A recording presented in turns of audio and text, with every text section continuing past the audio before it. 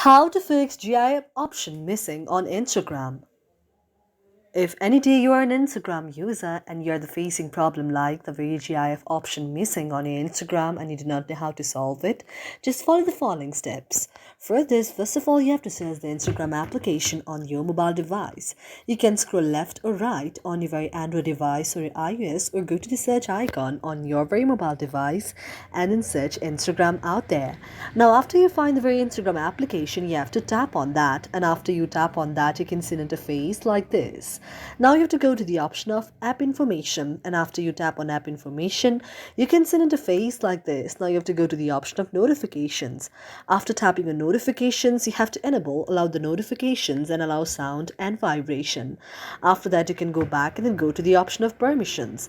After tapping on permission, you have to allow the permission to calendar, call logs, camera, contacts, location, microphone, nearby devices, notification phone, photos, and videos.